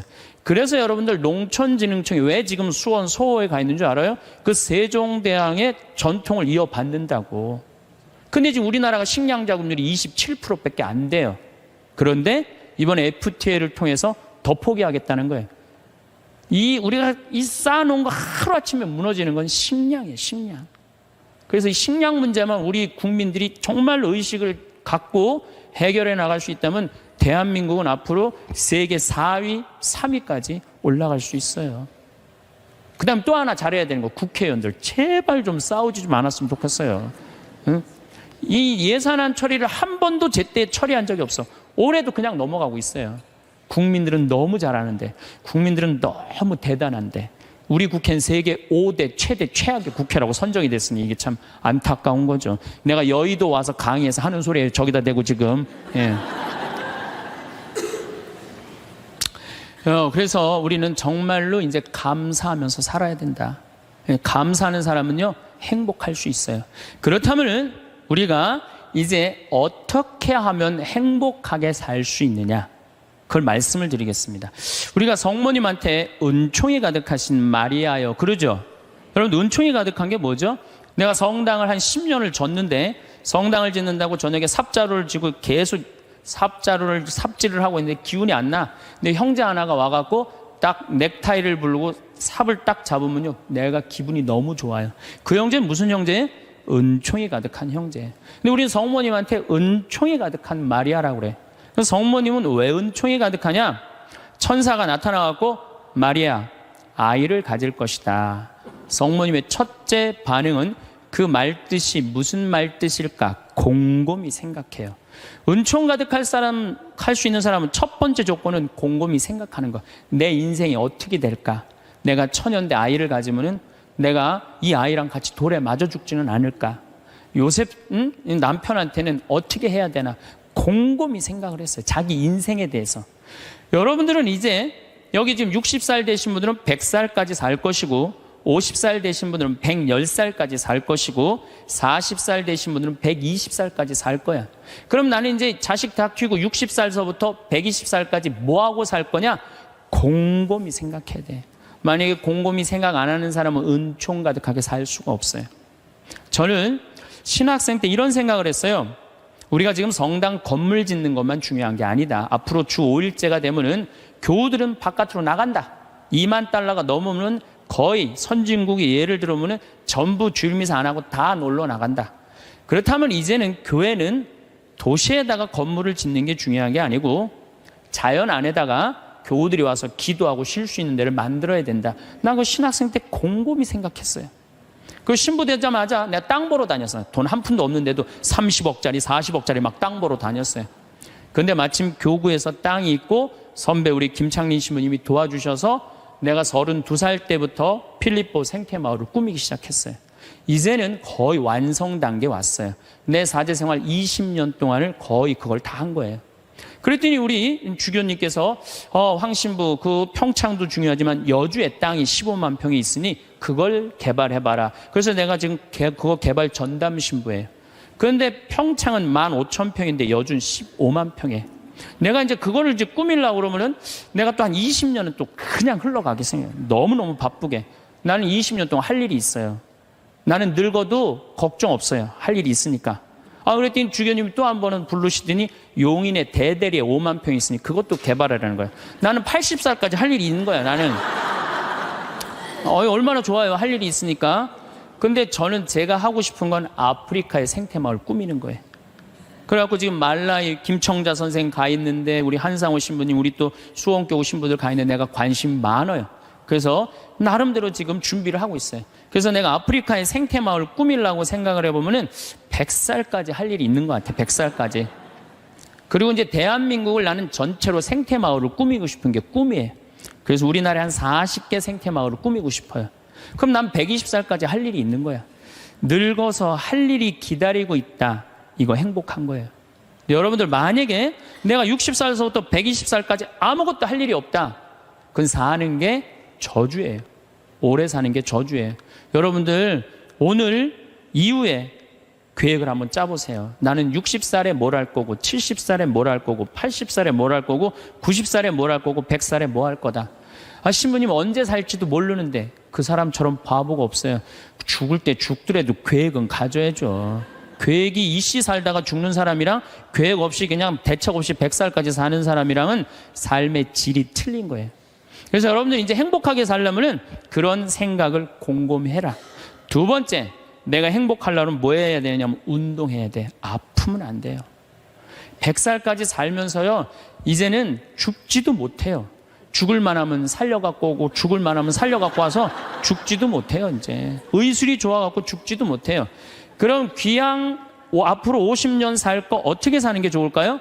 건강하게 사는 게 좋은 거죠. 그래서 여기 지금 대충 연령층을 보니까 50, 60대들이 많으세요. 여러분들 대개 50, 60년 더 살아요. 그러면 여러분들 수영장 다니셔야 돼요. 수영장 가갖고 뭐 자유형 버터플라이 이런 거 하라는 거 아니에요. 수영장 걸어왔다 10분 왔다 갔다만 하면요, 산에 2시간 올라갔다 온 효과가 난대요. 허벅지에 근육이 안 풀리면은요, 죽을 때까지 누워서 뒤 가릴 수 있다는 거예요. 그런데 운동 안 하고 가만히 있는 할머니들 70살, 80살 되면요, 움직이지 못해요. 그럼 아들이 막 들었다가 화장실 갖다 놓고 씻고 그게 사는 거예요? 그렇게 100년까지 사는 거는 사는 게 아니죠. 그리고 여러분들 이제 한 70, 80대 갖고 이제 똥을 좀 싸기 시작하면요, 여러분들 어디 위에 누워서 자느냐, 비닐 위에 누워서 자요. 이불을 맨날 빨 수 없잖아요. 그러니까 두꺼운 비닐로 깐다고요. 그럼 거기서 이제 똥 싸면 이제 그거 딱 꺼내고 거기 또 뉘우고 똥 싸면 또 뉘우고 그러는 거예요. 그렇게 살기 싫으면 어떻게 해야 돼요? 운동해야 돼. 수영장 다니. 무슨 돈으로? 집 잡혀서. 여러분들, 자식들한테 재산을 물려준다고 자식을 사랑하는 길이 아니에요. 늙어서 자식 나 신경 안 쓰고 자기네들 나름대로 잘 살게 도와주는 게 어떻게 하는 거예요? 자식 도와주는 거예요. 그러니까 지금 누구한테 잘해주는 게, 나한테 잘해주는 게 누구 도와주는 거야? 자식 도와주는 거예요. 그래서 여러분들 이제 자신을 위해서 사세요. 옛날에 40살, 50살까지 살 때는요, 자식 위해서 살아도 돼요. 왜? 내가 그냥 대충 살다가 적당히 알아서 죽어주니까. 한 부모가 46, 47에 죽어주면은요, 병이 들어도요, 별로 자식들 힘들이지도 않아요. 근데 70살에서부터 누워서 100살까지 누워있으면은요, 자식 미치는 거예요. 그러니까 누구한테 오늘 이후부터 잘해줘라? 본인한테 잘해줘라. 그 다음, 이제 100살까지 사는 세상에는 친구가 중요해요. 친구가. 1살서부터 50살까지 살 때는 자식, 남편, 아내, 이게 전부예요. 근데 50살서부터 100살까지는요, 자식은 떠나고 누구하고만 살아? 아내하고만 살아요. 남편하고만 살아요. 그 아내, 남편 이러고 둘이서 50년 동안 쳐다보고 있으면은요, 미쳐요. 친구는 이제 나이를 따지면 안 돼요. 친구. 난 제일 친한 친구가 86살이에요. 86살. 그럼 말씀드렸잖아요. 우리 생태마을 꾸며준 신부님. 얼마나 나한테는 소중한 친구예요. 그래서 나는 그분 지금 우리 생태마을에 내가 집 져놓고 같이 모시고 살아요. 제가 일주일에 최소한 2-3번은 같이 식사를 해요. 얼마나 좋아요. 86살 되셔갖고 나하고 같이 밥 먹고. 난 또 72살 먹은 친구도 있어요. 여자친구. 친구는 나이가 많을수록 좋아요. 나이가 많으면 돈이 많아요. 돈이. 그래서 여러분들 나이 많은 친구 많이 사귀세요. 또 나는 또 7살짜리 여자친구도 있어요. 우리 생태마을에 부활절 때, 성탄 때마다 꼭 와요. 너무 예뻐요. 미사참여하면 천사예요. 천사. 하늘에서 내려준 천사. 그래서 작년에는 너무 예뻐서 내가 30만 원짜리 드레스를 강의 나올 때 사서 입혔어요. 너무 예쁘더라고요. 나이를 먹으면요, 입은 다물고요, 주머니는 열으라고 그랬어요. 나도 이제 주머니를 열 나이가 된 거예요. 예. 친구를 사귀는데 돈을 아끼지 마세요. 친구를 사귀는데 아낌없이, 돈보다 더 소중한 건 친구예요. 제가 어제 상지대학의 교수님들한테 강의를 갔는데 교수님 한 분이 강의 끝나고 오셨어요. 신부님, 나머지는 다 신부님 하는 대로 내가 잘 사는데 친구가 없네요. 내가 은퇴를 했는데 너무 혼자 있는 게 힘들다는 거예요. 여러분들, 부부싸움을 했어. 내가 정말 이 집에서 정말로 더럽고 치사해서 내가 못 산다. 자매님들, 저녁 10시에 보따리 싸들고 나왔어. 딱 나왔을 때 친구한테 전화해갖고, 친구야, 나 지금 보따리 싸갖고 나왔거든. 나 좀 재워줘라 라고 전화할 수 있는 친구 3명 있느냐? 있으세요? 그 집에 남편도 있고 자식도 있고 그런데 그 집에 가서 남편 딴 방에 가서 자라고 그러고 그 친구랑 잘 수 있는 친구 3명이 있어요? 차라리 찜질방 가서 자는 게 낫지. 예? 그런 친구 3명이 있어야 된다는 거예요. 저는 우리 생태마을이 올해도 한 3만 5천 명이 왔어요. 사람들이 왜 이렇게 많이 오느냐고 그래요. 또 주교님들도 그렇게 물어보세요. 이렇게 운영이 잘 되느냐고, 다른 교구 주교님들이. 저는 친구 때문에 그래요. 저는 우리 수원교구 신부가 400명이에요. 그럼 내가 농약 안 친 배추를 해갖고 제일 먼저 김장을 담아갖고 누구한테 보내주느냐면 우리 신부들한테 다 보내줘요. 왜? 신부한테는 신부가 최고 아니에요. 다 보내줘요. 그럼 농약 안 친 배추로 내가 선물로 하는 거예요. 또 청국장 가루, 이거 참 좋거든요. 사나이가 갑바가 있어야지 맞아요. 그리고 내가 하나씩 한 통씩 다 보내줘요. 그러니까 5년 동안 우리 수원교구 신부들은 나한테 매년 뭐 감자, 옥수수, 뭐 된장, 뭐 청국장, 김장 선물로 받는 거예요. 그러니까 1월 달에 주일학교 선생님들이, 신부님, 우리 주일학교 여름에 어디로 보낼까요? 평창. 나한테 얻어먹은 게 얼만데. 레지오 야외 어디로 보낼까요? 평창. 기브 앤드 테이크예요. 나는 친구가 목사님 친구들도 많고 스님 친구들도 많아요. 그래서 그냥 목사님들이 놀러 오라고, 스님들이 저 지리산 스님 꼭 놀러 오라고. 근데 시간이 너무 없는 거야. 나 그 친구들 다 만나러 다니려면 200살 살아도 모자라 지금. 친구가 많은 거는요, 너무너무 할 일이 많은 거예요. 친구들하고는 어울려 지내는 게 얼마나 즐거워요. 그렇죠? 여러분들, 지금부터라도 친구를 사귀세요. 친구는 3가지를 따지면 안 돼요. 나이, 지위, 재산. 이거 다 무시하고, 그 3가지를 무시하고 사람 대 사람으로. 그래서 여러분들, 멘토가 필요한 거. 멘토가 나의 삶에 정신적으로 나를 이끌어 줄 수 있는 멘토가 꼭 필요한 거예요. 난 아무도 없다. 그런 사람들이 자살하고 그런 사람들이 험악한 일을 딱 당하는 거죠. 그래서 우리가 이제 100년 사는 인생에는 자식만 전부가 아니고, 남편, 아내가 전부가 아니고, 누가 중요하다? 친구가 아주 중요하다. 자, 또 이제 행복하게 살려면 텔레비 시청을 제발 좀 줄여라. 이 텔레비전이 문제 중에 문제예요. 제가 보기에는 우리 할머니들 가끔 나한테 이래요. 신부님, 잠이 안 와요. 이런 할머니들 아침부터 저녁까지 텔레비전 본 거예요. 텔레비전을 보면 몸의 95%를 쓰지 않는데요. 텔레비전 볼 때 움직이지 않고 가만히 보는 거 아니야. 계속. 그러니까 저녁에 잠 자려고 그러는데 뭘 움직였어요. 피곤해야지 잠이 올 거 아니야. 그게 잠이 안 오는 거예요. 아침에 일어나고 수영장 가고, 성당에 노인대학 가고, 산에 올라갔다 오고, 그리고 뭐 탁구 치러 거기 노인정에 가고 탁구 치고, 하루 종일 뛰어다니면요, 밤에 자지 말라고 그래도 기절해서 자요. 아니, 텔레비전 내용 뻔하지 않아요? 가난한 집 아들이 애인이 있는데 출세하고 싶어서 애인하고 배신하고 부잣집 딸한테 그냥 장갈 가버린 거야. 그랬더니 여자가, 난 이제 살고 싶지 않다, 이렇게 배신당하고 저기 한강에 뛰어내려서 죽었어. 근데 길 가던 어떤 남자가 그걸 보고 뛰어내려서 구한 거예요. 물속에 들어갔고, 구했는데 어메, 이놈이 또 갑부집 아들이 구했네. 근데 또 라이벌 회사의 아들이야 보니까, 그래갖고 그냥 원수 갚는다는 얘기. 이번엔 또 내인 줄 알고 열심히 키웠는데 어메, 이거 알고 보니 바뀌었네, 이게 애가. 아니 이런 걸 뭘 맨날 보세요. 뭘 맨날 보세요. 여러분들, 제가 지난 시간에도 말씀드렸지만 인간이요 80년 사는 동안 잠자는데 26년을 쓴대요.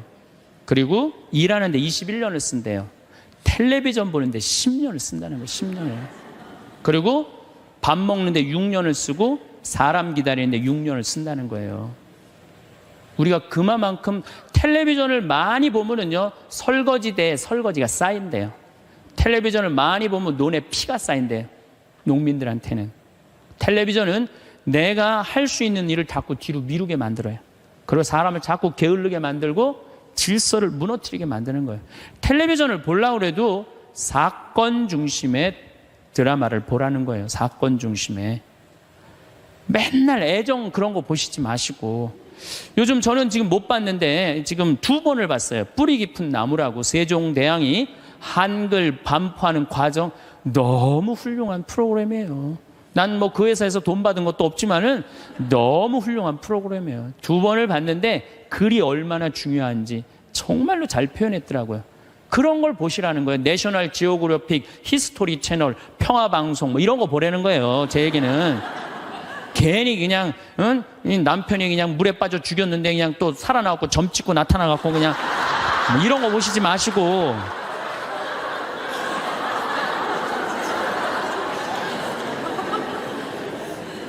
그래서 우리가 텔레비전이 굉장히 유익한 거예요. 근데 그걸 활용할 줄 몰라요.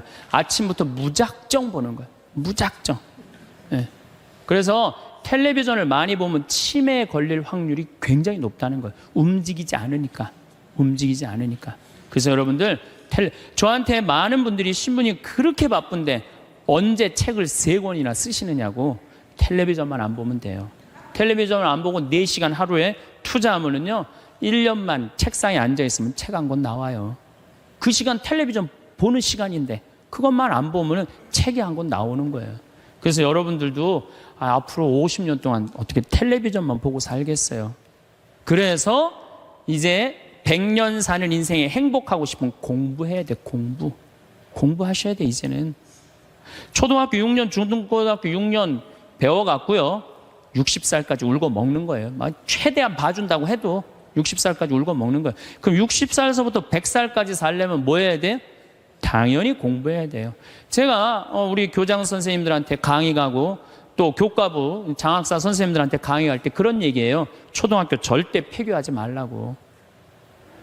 초등학교 애들은 310만 명이지만 60세 이상은 거의 600만 명이에요. 그러니까 초등학교 1학년서 1반부터 3반까지는 8살 다니게 하고 60살서부터 65살까지 가방 들고 학교 가게 하는 거예요. 의무적으로 누구나 다. 그래갖고 4반부터 6반까지는 60살 2학년 9살부터 1반부터 3반은 2학년 61는 4반부터 6반까지는 61 그래갖고 가방 들고 학교 가게 하는 거야. 그리고 1반 애들 3반 애들 4반 애들 애들이라니 1반 아이들 4반 늙은 아이들 학교 다니는 아이들 자매 결혼 시켜주는 거예요. 학교 갈 때 데리고 가고 수업 끝나면 집에 갖다 주고. 폭력이 어디 있어요? 폭력이. 그런 거 없어요. 그래서 제 지론은 60살부터 65살까지 학교 다니면서 재산 관리하는 방법, 자녀들과 좋은 인간관계 유지하는 방법, 건강 관리하는 방법, 그리고 여러 가지 배우는 거, 뭐 논어도 배워도 되고 얼마나 배울 게 많아요. 그 학교 졸업한 학생에 한해서 100살까지 살 자격증을 줘라. 산다고 사는 게 아니다. 그러니까 여러분들 이제 100년을 행복하게 살려면 어떻게 하셔야 돼요? 공부하셔야 돼요. 내 사는 맛 사는 멋 저런 거 꼭 사서 읽어보라는 거예요. 꼭 책을 많이 사서 읽어보라는 거예요. 자, 그러고 난 다음에 행복하려면 어떻게 해야 되느냐? 웃어라. 웃으면 여러분들 행복해요. 마를린 먼로가 뭐라고 그러냐면은 유머가 없는 남자를 상대하는 거는 날감자를 먹는 거와 같다 그래요. 그러니까 여러분들 만약에 남편이 30년 동안 생전 웃긴 소리 한 번도 안 했어. 그럼 여러분들은 30년 동안 날감자만 먹고 산 거예요. 날감자만. 아니 근데 60까지는 괜찮아. 60까지는. 근데 100살까지 생전 웃긴 얘기 안 해. 그럼 거의 100년 동안 날감자만 먹고 산 거예요. 그 사람 행복하겠어요? 안 행복하겠어요? 안 행복해요. 아인슈타인이요, 여러분들 언젠가 한번 봤을 거예요. 혀를 확 내물고 눈을 크게 뜨는 사진 보셨죠? 아인슈타인이 뭐라 그래요? 나의 천재성은 어디에서부터 시작된다? 유머에서부터 시작된다. 유머에서부터. 이탈리아 사람은 하루에 19분을 웃는데요. 독일 사람은 7분을 웃고 한국 사람은 하루에 1분 웃는다는 거예요. 1분 웃는. 그러니까 한국 사람들이 그래서 행복지수가 떨어지는 거예요. 안 웃어서 행복지수가 떨어지는 거예요. 여러분들 웃는 게 얼마나 좋으냐면요, 이 웃는 여자들을 보면은요 이뻐요. 웃는 여자들을 보면 예뻐. 왜 이쁜 줄 아세요? 막 웃으면 장운동이 막 돼. 장운동이 되면 막 소화도 잘 되고 피부가 예뻐. 그럼 피부가 예쁘면 사람들이 예쁘다 그러면 또 웃으면 막 웃어. 그럼 또 장운동이 또 돼. 장운동이 되면 또 40이 됐는데 얼굴이 예쁘다 그러면 또 막 웃어. 그럼 또 장운동이 돼. 계속 그 사람 이쁜 거예요. 계속. 그러니까 이쁜 여자는 이쁠 수밖에 없어요. 왜? 웃어서. 그런데 안 웃는 여자는요 딱 안 웃어. 그럼 사람들이 말도 안 걸어. 맨날 인상 써. 그러니까 장운동이 안 돼. 소화가 안 되는 거야. 소화가 안 되니까 또 인상을 써. 그러니까 주위에서 인상 쓰니까 피해. 피하니까 저거에 날 또 피해야지. 그리고 또 인상을 써. 근데 장운동이 또 안 돼. 장운동이 안 되니까 또 인상을 쓰고. 그러니까 계속 인상을 쓰는 거야. 그럼 50살쯤 되면 안 웃은 사람은요 얼굴에 굵은 주름만 있는 거야. 굵은 주름만. 그래갖고 그냥 얼굴이 보면은요 이마에 막 칼자국 쫙 나 있고 막 이런데 칼자국 나 있는 거야 그냥. 그러니까 안 웃는 사람은요 결국은 웃는 사람이 나타나면 주위에 1m 사람들이 확 모여요. 근데 안 웃는 사람이 딱 나타나면 갑자기 5m 뒤로 사람이 다 물러나요. 그 사람 주위로. 그러니까 나는 매력적인 사람이 되고 싶다. 그럼 웃으면 돼요. 여러분들, 사람은 520개의 근육이 있는데 마라톤을 할 땐 15개가 움직이는데 웃을 땐 230개가 움직인대요. 그러니까 그렇게 좋은 거예요. 여러분들 웃을 때요, 웃는 여자들, 웃는 남자들은 목 디스크도 안 걸려요. 왜 안 걸리는 줄 아세요? 웃으면서 계속 이러는데 목 디스크가 걸리겠어요? 어떤 사람들이 목 디스크 그냥 이러고 인상 쓰고 있는 사람, 이런 사람이 목 디스크 걸리는 거예요. 네. 웃는 게 정말로 중요한 거예요. 그래서 좀 유머를 좀 해라. 내가 전 시간에 유머 그거 하나 했죠. 예, 재미난 거 하나 했죠. 기억 안 나세요? 지금 또 재미난 유머 하나 할게요. 2개 할게, 2개. 이 토끼의 집념이라는 유머예요. 이제까지는 강의고 지금은 유머예요. 토끼가 하루는 약국에 딱 들러가고 아저씨 당근 있어요? 딱 그랬어요. 그때 약사가 토끼가 약국에서 당근을 찾으니까 기분이 나쁘단 말이에요. 약국엔 당근 없다 딱 그랬어요. 알았어요. 그리고 갔어요. 다음날 또 토끼가 또 왔어요.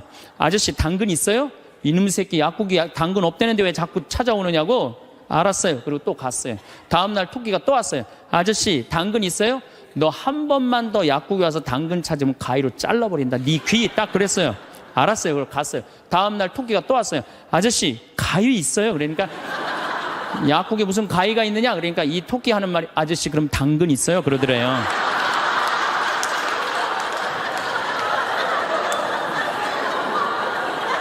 이게 토끼의 집념이라는 거, 집념. 내가 유머를 한두 개는 좀 알아갖고 유머를 하는 건 상당히 여유로운 거예요. 또 하나 재미난 얘기 해드릴게요. 이 숫자 2.5가 3한테 정말로 깍듯이 인사를 하는 거예요. 형님 안녕하셨습니까?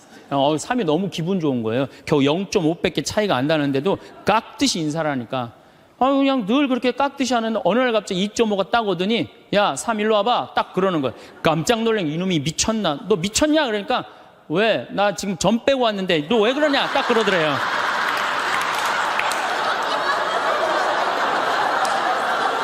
재밌어요?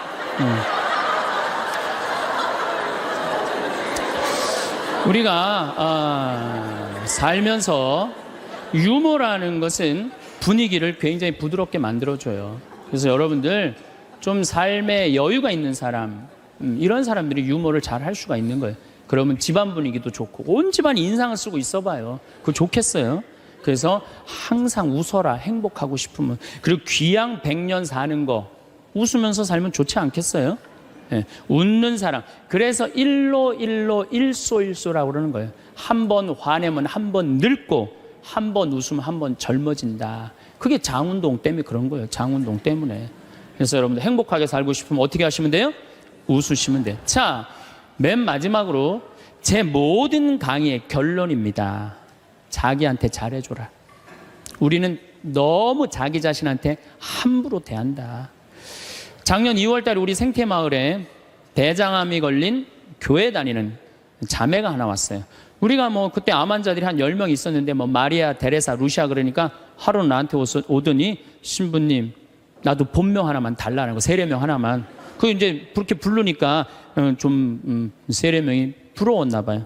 뭐 돈 드는 것도 아니니까 요한나 이거 가지라고 줬어요 내가. 공짜인데 뭐 요한나가 됐어 이 자매가. 요한나가 됐는데 우리 생태마을에 작년에 암 환자가 한 10분 정도 있었는데 정말로 서로 마음이 맞는 거예요.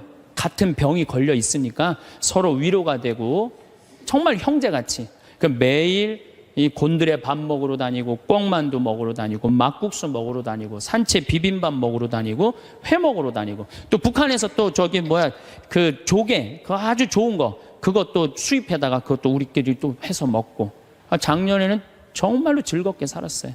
그런데 이 자매가 3월 말이 됐는데 뼈까지 다 전이가 된 거예요. 근데 암 환자가 뼈까지 전이가 되면 누워서 못 자요. 아파서 앉아서 잔 거지. 다음날 성당 마당에서 날 만났어요.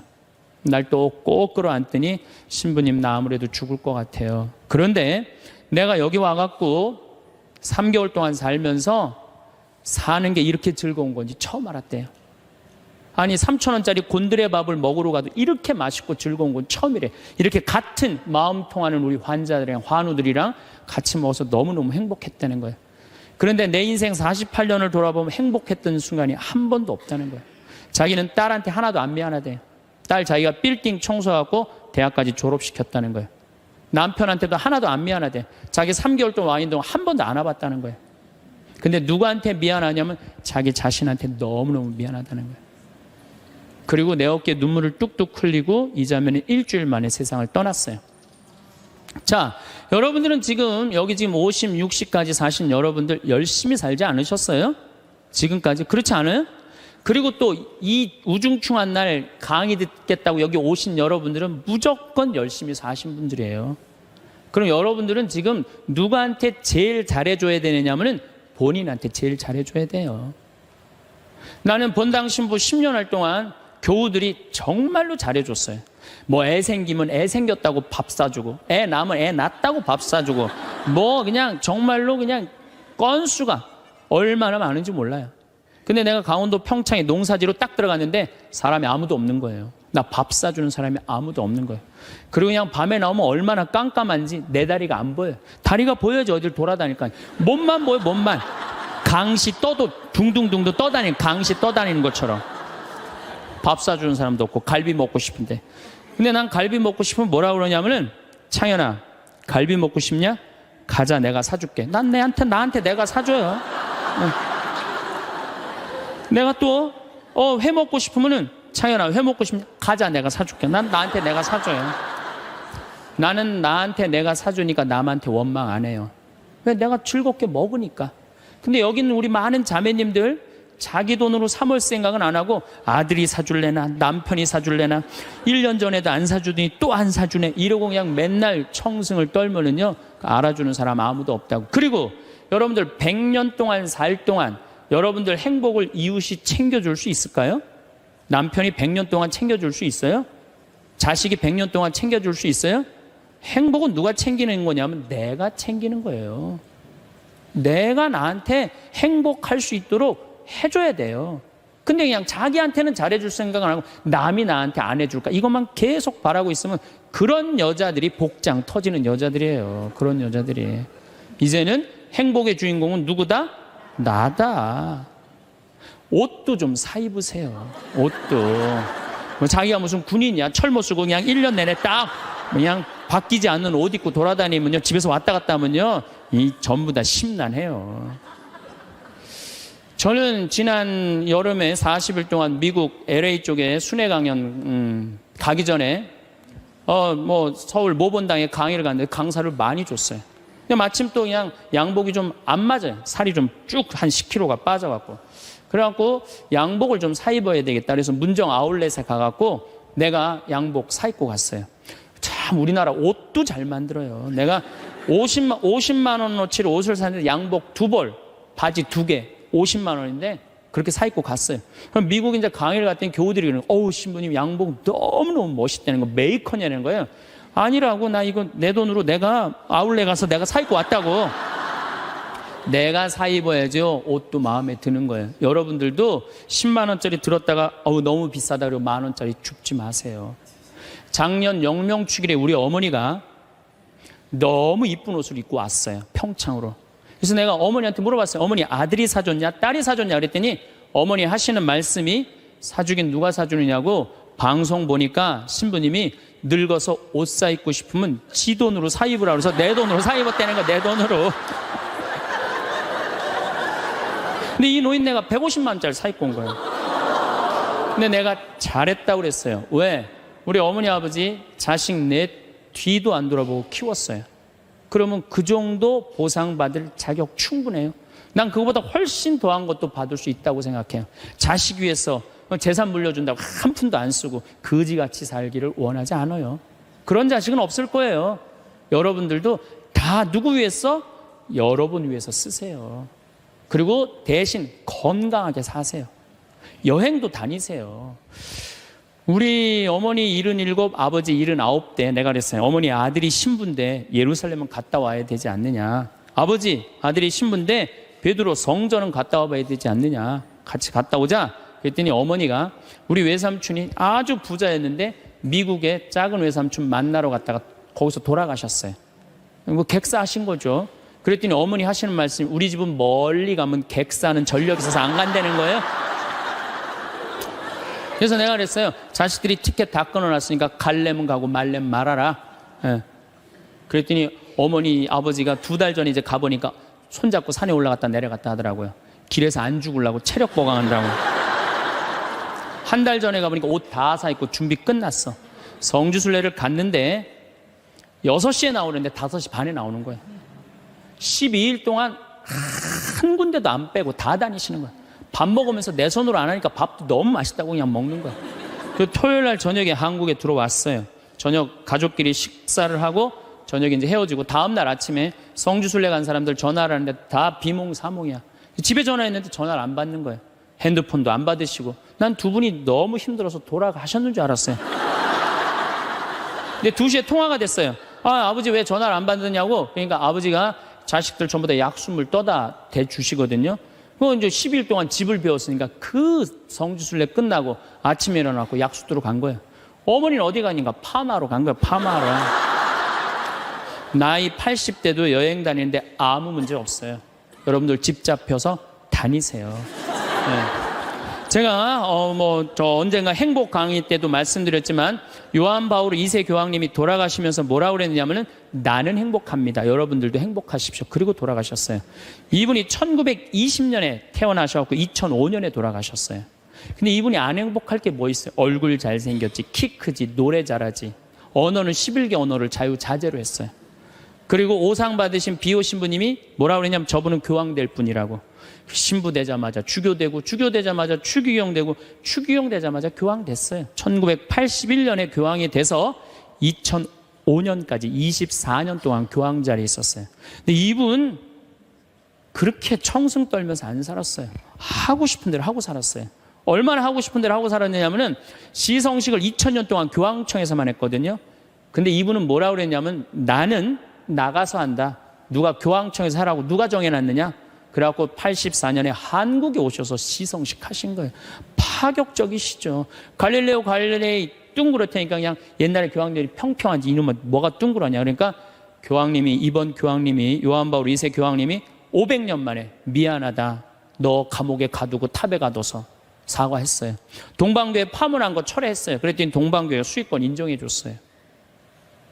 그리고 102회에 걸쳐서 136개 나라를 순방한 거예요. 거의 24년 동안 교황청에 있은 적이 없어요. 전 세계 돌아다니냐고. 그래서 그분을 평화의 사도라고 그러는 거예요. 하고 싶은 대로 다 하고 돌아가시면서 나는 행복합니다. 여러분들도 행복하십시오. 그리고 돌아가셨단 말이에요. 여러분들도 이제 그만 자식 위해서 희생하세요. 집 잡혀갖고 먹고 싶은 거, 있고 싶은 거, 여행 다니고 싶은 거 다 다니세요. 다 다니고 한 90살 때 이제 죽을 때쯤 통장에 500만 원 딱 남겨놓고 자식들 불러요. 부르고 이렇게 말하세요. 나는 행복했다. 하고 싶은 대로 다 해서. 니네들도 행복해라. 그리고 돌아가셔야 돼요. 제일 내가 가슴 아픈 분들이 어떤 분들이냐면은 한 60살쯤 암이 걸려갖고 인생 돌아보니까 고생만 했단 말이야. 죽을 때 울면서 딸 불러서 엄마처럼 살지 말아라. 그리고 죽는 사람이 제일 가슴 아파요. 여러분들 죽을 때 이렇게 말씀하고 돌아가셔야 돼요. 엄마처럼 살다가 행복하게 살다가 너희들도 마지막 날에 하늘나라에서 다시 만나자. 아버지처럼 행복하게 살다가 어떻게? 마지막에 하늘나라에서 우리 다시 만나자. 그리고 돌아가셔야 돼요. 그래서 여러분이 남은 내가 내 마음 안에 슬픔, 괴로움, 고통, 불행이 꽉 차 있어. 그러면 내가 이웃한테 뭘 나눠줄 것 같아요? 슬픔, 짜증, 원망 이것만 나눠주게 돼 있어요. 근데 내 안에 기쁨이 흘러 넘쳐. 그냥 평화가 너무 흘러 넘쳐. 감사가 흘러 넘쳐. 행복이 흘러 넘쳐. 그런 분들은 이웃한테 뭘 줄 것 같아요? 기쁨, 평화, 그 다음에 구원까지 줄 수 있어요. 그래서 여러분들 돌아가시는 날, 하느님한테 돌아가시는 날, 하느님 정말로 이 세상에 와서 정말 감사합니다. 이렇게 당신 믿고 살아와서 나는 이 세상을 너무너무 행복하게 살았습니다. 그리고 돌아가실 때 꼴까닥 돌아가시라 이거예요. 그래서 여러분들 절대 돌아가시면서 엄마처럼 살지 말아라. 그리고 돌아가시지 말고 엄마처럼 살아라. 그리고 돌아가시고 행복하게 사시다가 가시기를 바라겠습니다. 감사합니다.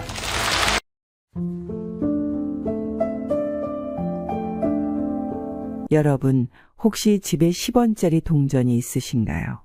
요즘은 대부분 카드를 사용하면서 동전을 사용하는 경우가 거의 없기 때문에 집안에 돌아다니는 동전 한두 개는 대부분 있으실 겁니다.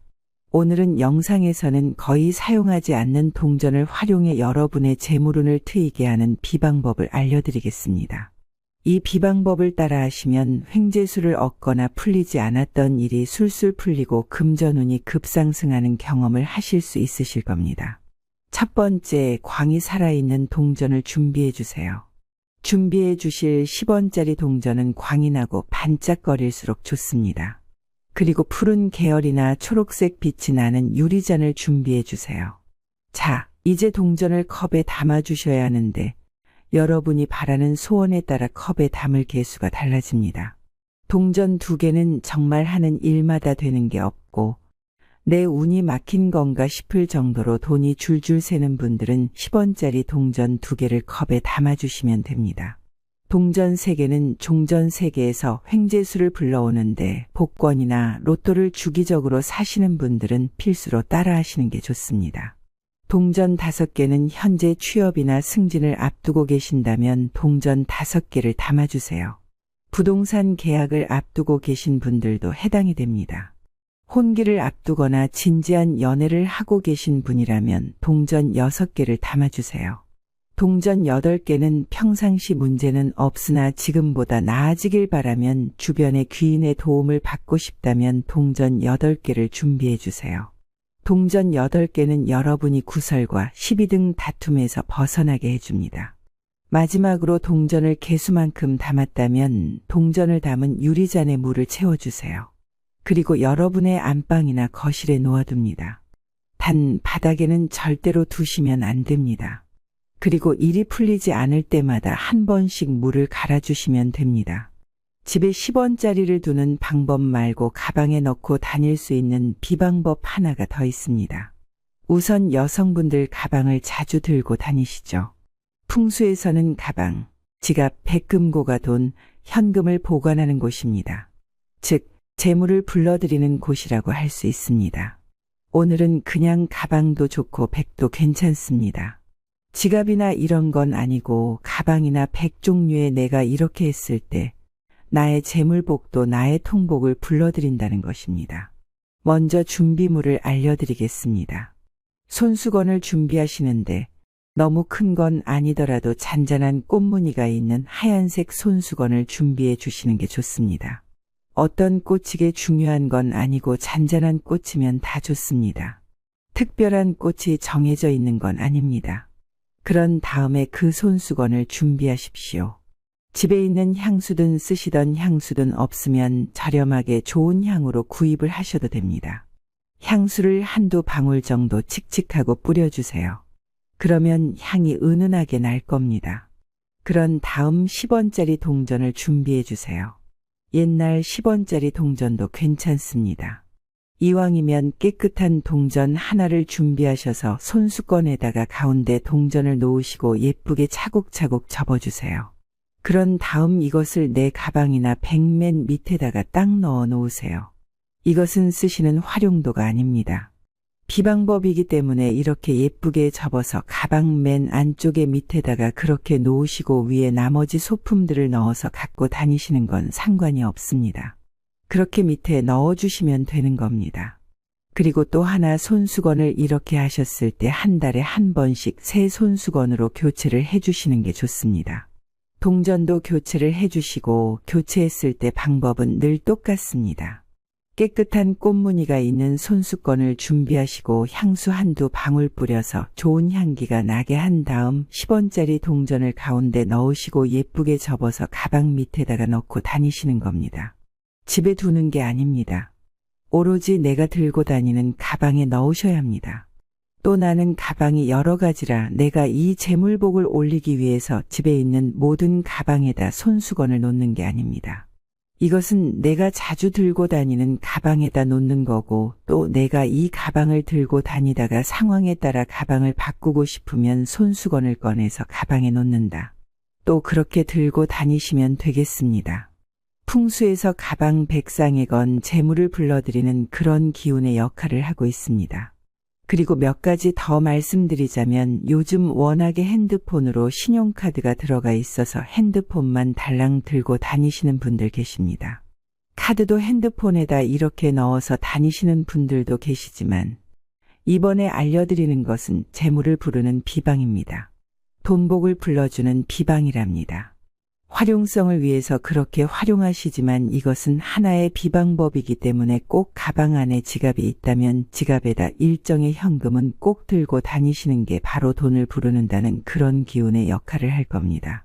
돈은 얼마가 좋을까요? 하시는 분들은 나의 본명 오행에 맞춰서 돈의 숫자를 갖고 다니셔도 또 그것과 상관없이 그냥 소정의 현금을 지갑에 넣어서 갖고 다니시면 좋습니다. 카드 생활하시는 분도 한 달에 한두 번 정도는 물건을 살 때 현금이 나가는 게 좋습니다. 즉, 현금을 이용해서 물건을 사주시는 게 좋고 내 지갑에 현금이 나갔으면 다시 현금을 좀 채워 넣어주시는 게 좋습니다. 단 1,000원짜리는 사양합니다. 10,000원짜리부터 소정의 현금을 꼭 지갑에 넣고 다니세요. 돈이 돈을 불러들이는 그런 기운의 효과를 받을 수 있다는 부분입니다. 오늘 이 비방법으로 많은 기운, 좋은 기운의 효과를 꼭 받으시길 바라겠습니다.